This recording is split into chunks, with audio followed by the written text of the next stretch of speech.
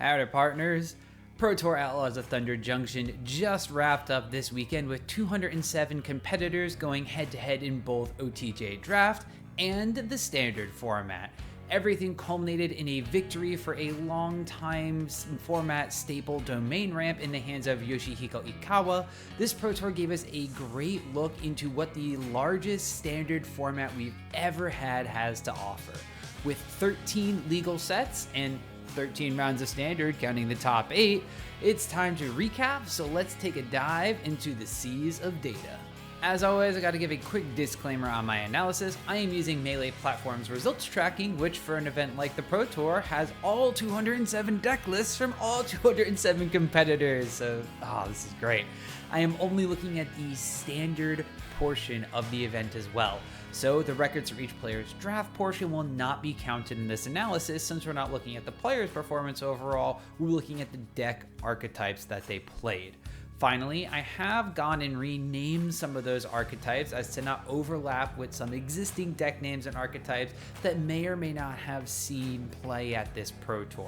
For example, Brian Kibler's 5-color Legends deck that you may have seen, and while running a lot of Legends and looking a lot of fun to play, has been renamed to 5-color Joda as to not overlap with the 5-color Legends deck that plays the same Slogurk style of play that the 4 colors Legend deck plays that has been popping around online and at RCQs throughout the rest of the season. I do this to make it as easy as possible to identify lists on sites like Goldfish or MTG Top 8 so that you can easily look things up later down the road. Now we got everything all cleared up, let's jump into what decks were on the wild West Coast at PTOTJ. Right away, I do need to mention that this might be the most skewed event that I've covered and done analysis for in a long time, with almost 1/3 of the room playing the same deck archetype, although not the same 75 cards in most cases. Esper Midrange came in with 65 decks and 31.4% of the metagame share, resulting in 152 mirror matches throughout the weekend. Many competitors identified this deck as the one to play, as Rafine and company are hard to beat through straight up combat damage, a factor that could have been because of Boros Convoke's more recent popularity. The aggro deck itself ended up second in metagame share, although it had 1/3 of the decks in the room that Esper did with 22. Explosive potential but not a ton of recovery, Boros has been the fast deck to play in Standard. Temur Analyst, named for Aftermath Analyst in the deck trying to ramp into a giant World Souls rage, has 19 decks at the Pro Tour, coming up to just under 10% of the room. 17 people, which made up another 8.2% of the metagame share, ended up gurking it at the PT with 4-color Legends deck looking to utilize Slogurk, the Overslime, and channel lands to their maximum potential, such as dealing tons of damage with Vile Smasher, Gleeful Grenadier. Domain Ramp, which for a long time has been a menace against mid-range decks in Standard, was the 5th most played deck in the room at 14 copies, while Azorius Control also tried to contain the creature-based decks with 10 copies and a 4.8% share of the metagame. Dimir Midrange fell off in popularity compared to its Esper cousin with only 9 pilots at the PT, while 2 red-based aggro decks had 8 copies in the room, one being monocolored and one being Rakdos colored. Golgari Midrange was unsurprisingly the choice of players like Reed Duke, which had the same amount of decks in the room as the more controlling version of Dimir had at 2.4% of the metagame share. There were 5 other decks that ended up having 2 copies on the Pro Tour floor, while 15 different decks only had a single copy in the room. But just to put that skew towards Esper more into perspective, if you added up all of the decks with single-digit copies at the Pro Tour, not just the 1 and 2 copy decks, single digits entirely, so up to 9, you still had 5 less decks than Esper did altogether. So if you missed one of these decks on coverage, that's probably why.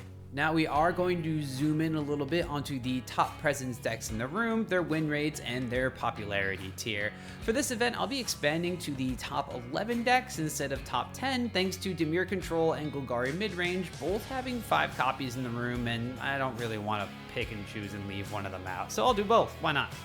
If you're not sure how I came up with this popularity tier, by the way, a quick TLDR is that I take the number of each deck archetype in the room, plot it on a normal distribution curve, and then rank them based on how they fall using letters, because I always wanted to be a teacher. If I needed to sell how many copies of Esper were in the room any harder, it skewed the distribution so hard that not only is it the only S tier deck in popularity, but it also made the bar for A tier so high that no other deck had enough copies to hit it.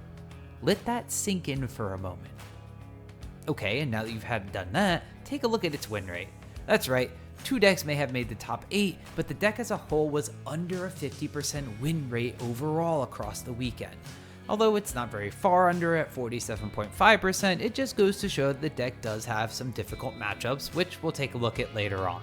Boros Convoke as a B tier popular deck was the next most played deck and had similar results to Esper, under a 50% win rate with a 47.3% total, not being that far under the average. Boros seems to have been able to explode against some decks and struggle against others. If Esper was a call against Boros, knowing that there were so many copies in the room could bode well for the head-to-head for Boros, but we'll have to see later.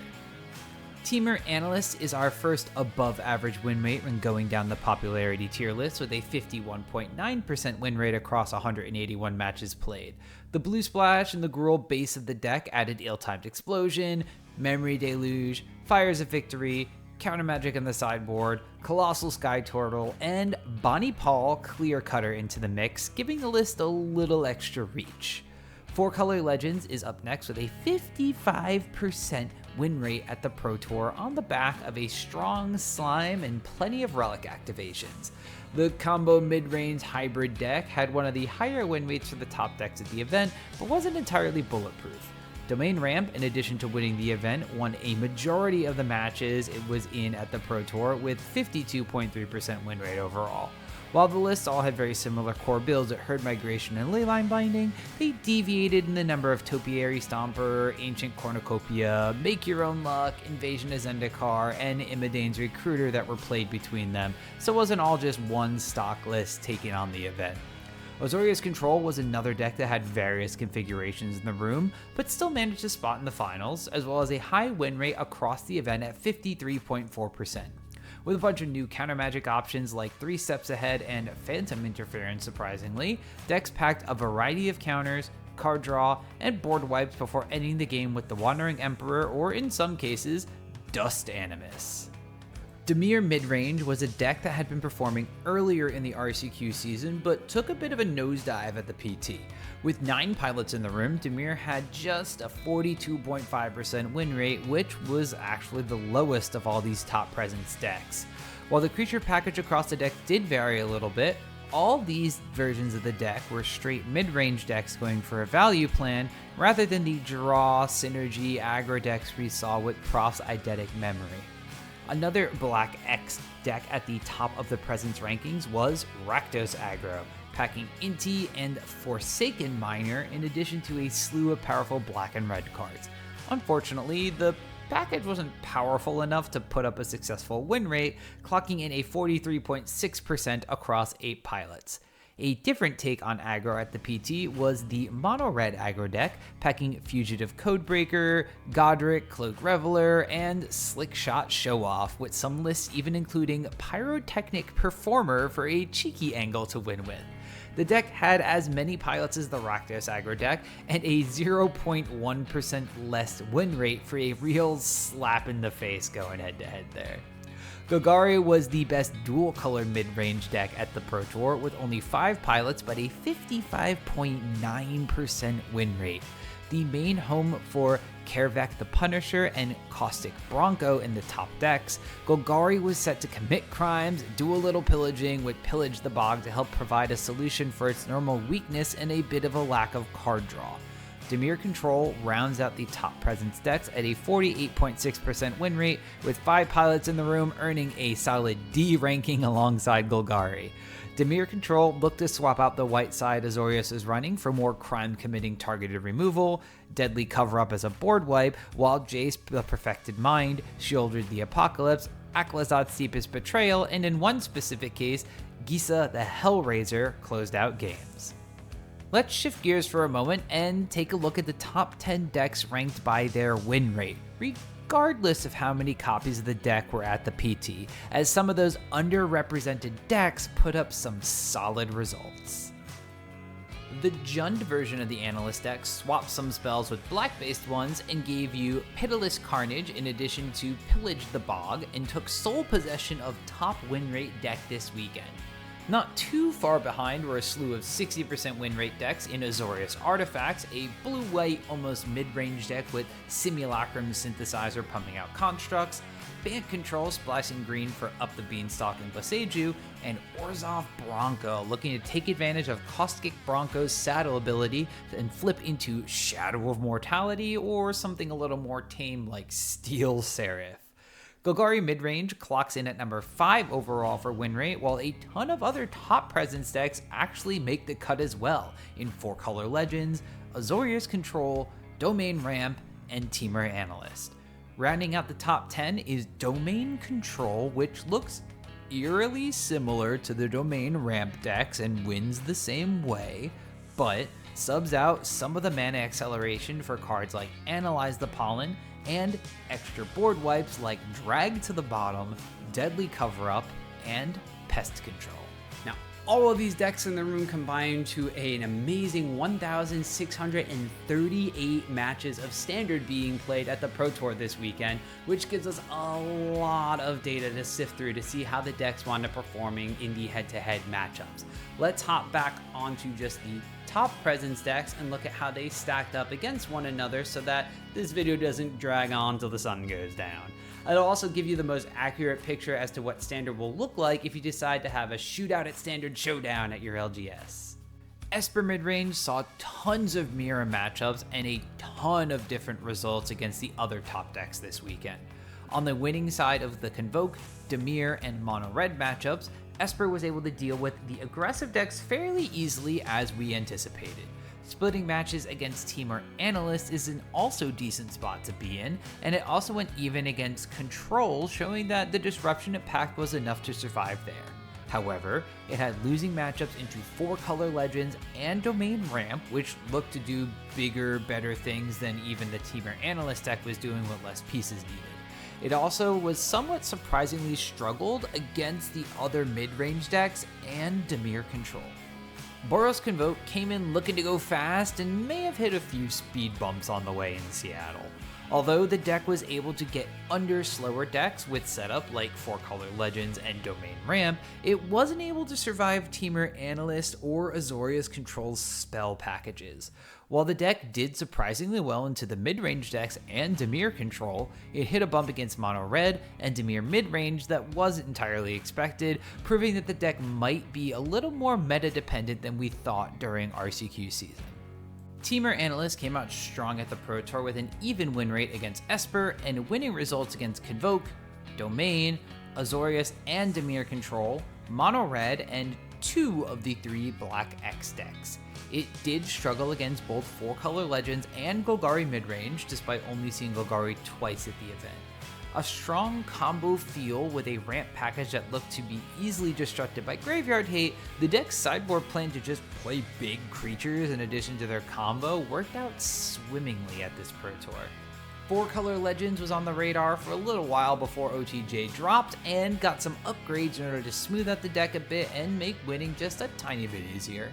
It preyed on the Esper decks with a 65.2% win rate in that head-to-head, while also doing well against the Temur Analyst and Dimir Midrange decks. Although that's a good group of decks to have winning matchups against, the deck didn't quite do that well against the rest of the top decks in the room. A little too slow to beat Convoke, Mono Red, and Rakdos Aggro, the deck also wasn't able to really punch through the more controlling decks on the PT floor this weekend, including Domain Ramp's package of board wipes and removal. Speaking of Domain Ramp, the deck also beat up on Esper, but wasn't great against the board. Winning into 4-color Legends, Rakdos Aggro, and Golgari Midrange, the Domain deck struggled a bit against Convoke, Temur Analyst, Dimir Midrange, Mono Red Aggro, and the one Dimir Control matchup it played, although it did go 50-50 against Azorius Control, so it might not be that bad of a matchup overall. Although Domain won the entire event and did well into some of the top presence decks, it did have a 41.2% win rate against the rest of the field, which may mean it isn't entirely teched for those rogue or one-of decks that you may encounter if you bring it to a local event. Azorius Control took down a lot of the creature-based decks such as Convoke, Legends, which requires its creatures to function, Dimir and Golgari Midrange, and the Rakdos and Mono Red Aggro decks. It split games against popularity tier leader Esper, Domain Ramp, and its Dimir cousin, but it struggled against the deck using lots of spells and mana instead, which was Temur Analyst, which is a 38.5% win rate there. The deck archetype looked very well researched for this event, although there were a lot of minor tweaks between lists and cards didn't necessarily match between all the same 75 from one list to another. So if Control is your jam, don't be afraid to tech it towards your LGS meta instead of the Pro Tour one, because the deck does look pretty decently positioned right now. Dimir Midrange, as I mentioned earlier, had a rough go at the Pro Tour with the lowest overall win rate out of all these top decks. It did manage to have winning records against Convoke, Domain, Rakdos, and Golgari, but it struggled against Esper Midrange, Temur Analyst, 4-color Legends, and both colors of Control. Unfortunately for Dimir, 3 of those decks made up the top 5 decks at the event, pretty much summarizing to a T how Dimir's weekend went. Not great.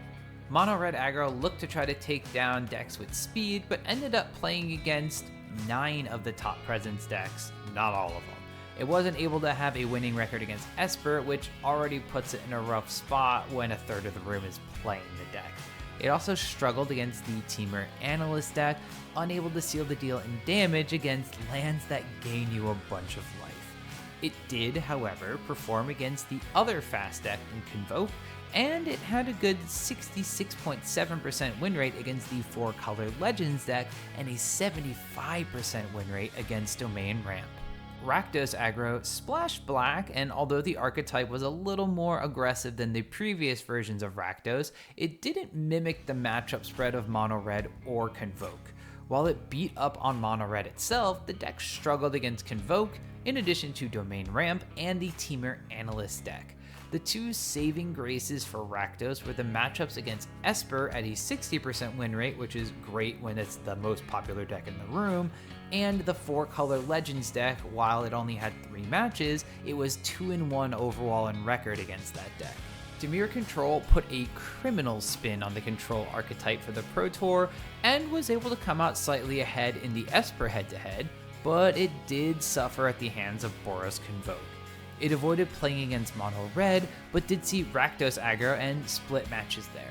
The deck saw a few singleton matchups, which can't give us too many conclusions, but it did lose 3 out of the 4 matches it played against the Temur Analyst deck, so I'm not as sold on Dimir Control as I am as Azorius Control to take it to an LGS. Lastly, we have Golgari Midrange that, again, didn't have the most matches against top decks this weekend, but had a decent matchup result in the games that it did play.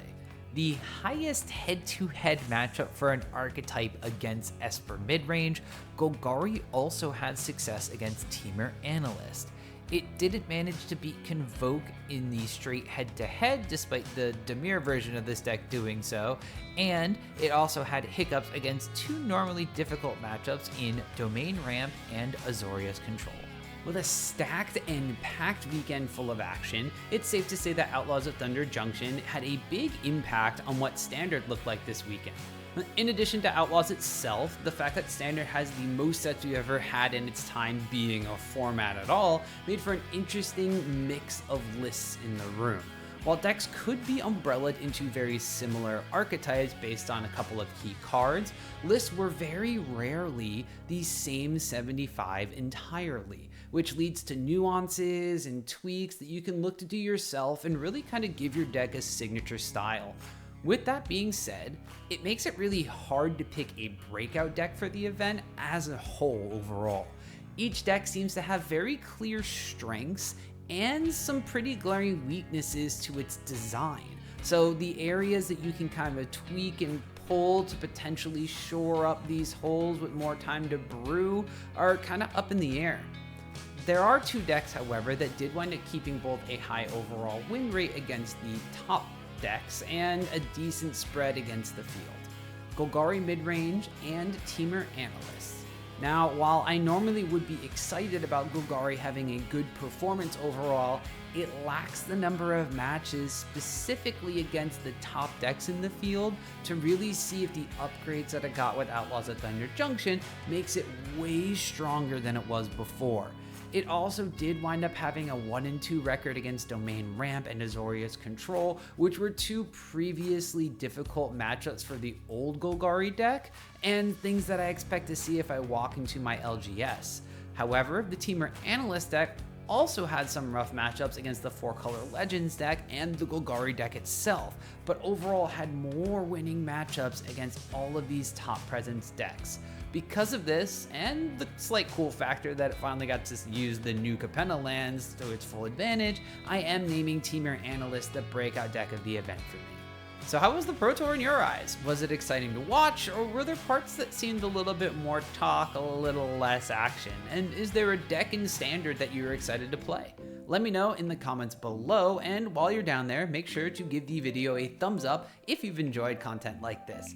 As always, you can tap that subscribe button to stay up to date on metagame analysis, deck techs, and in general, Magic content. Now, go on. Yeah.